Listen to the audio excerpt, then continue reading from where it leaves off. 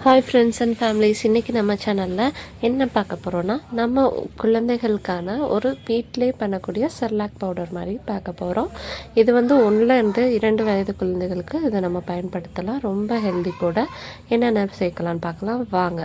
அதாவது இதில் ஒரு 200 கிராம் அரிசி, சின்ன உலக்கு 200 உலக்கில் ஒரு உலக்கு அரிசி போட்டிருக்கேன். 200 கிராம் அரிசி போட்டுட்டு, சாப்பாட்டு அரிசி தான் ஃப்ரெண்ட்ஸ். 2 டேபிள் ஸ்பூன் அளவு, 2 டேபிள் ஸ்பூன் நிறையா முந்திரி, 2 டேபிள் ஸ்பூன் நிறைய பாதாம், அப்புறமாட்டி இதில் நம்ம துவரம்பருப்பு 2 டேபிள் ஸ்பூன் சேர்த்துக்கலாம். இதோட கருப்பு உளுந்தும் நம்ம 2 டேபிள் ஸ்பூன் சேர்த்துக்கலாம். ரொம்ப சத்து.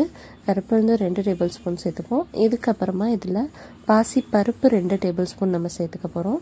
பாசிப்பருப்பு 2 டேபிள் ஸ்பூன் சேர்த்ததுக்கப்புறமா பச்சை பயிறு 2 டேபிள் ஸ்பூன், பச்சைப்பயிறு 2 டேபிள் ஸ்பூன் சேர்த்துக்க போகிறோம். அதோட கடலைப்பருப்பு 2 டேபிள் ஸ்பூன் சேர்த்துக்க போகிறோம். கடலைப்பருப்பு 2 டேபிள் ஸ்பூன்.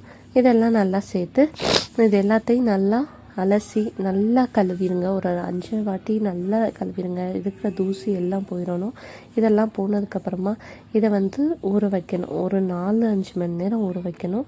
நல்லா 4 மணி நேரமாச்சு கட்டாயம் ஊறிடணும். ஊறினா தான் நல்லாயிருக்கும்.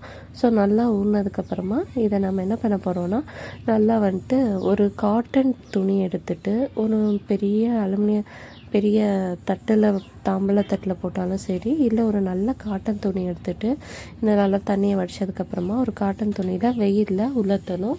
வெயிலில் நல்லா கொஞ்சம் காய வைக்கணும். வெயிலில் ஒரு 1 ஹவர் கிட்ட காய வச்சு எடுத்துருங்க. காய வச்சு எடுத்ததுக்கப்புறமா இதை எடுத்து ஒரு பேனில் போட்டு இது எல்லாத்தையும் ஒன்று ஒன்றா சேர்த்து வறுக்க ஆரம்பிங்க. வறுத்து நல்லா கொஞ்சம் பொரிஞ்சு வரணும். பொரியிற பதம் எப்படின்னு நான் வீடியோவில் காமிக்கிறேன். அந்த மாதிரி நல்லா பொரிஞ்சு வரணும். நல்லா பொரியரிசி மாதிரி எல்லாமே கொஞ்சம் நல்லா பொரிஞ்சு வந்ததுக்கப்புறமா நீங்கள் கிடைக்கும் போது உங்களுக்கு நல்லா டப்புன்னு உடையிற மாதிரி இருக்கணும். அந்த மாதிரி மொறுன்னு வர்ற ஸ்டேஜில் கருக விட்டுறவே கூடாது. மீடியமான ஃப்ளேமில் வச்சு வறுத்து எடுத்துட்டு இதை வந்து நம்ம மிக்சியில் போட்டு அரைச்சி கொடுக்கலாம்.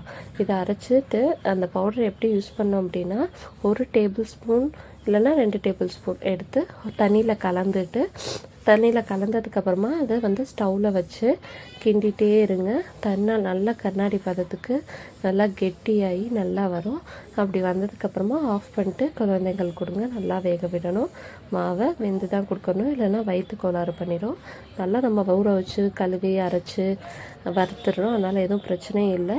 கிண்டுறப்பவும் நல்லா கண்ணாடி பதத்துக்கு வந்து வெந்ததுக்கப்புறமா தான் இறக்கி கொடுக்கணும்.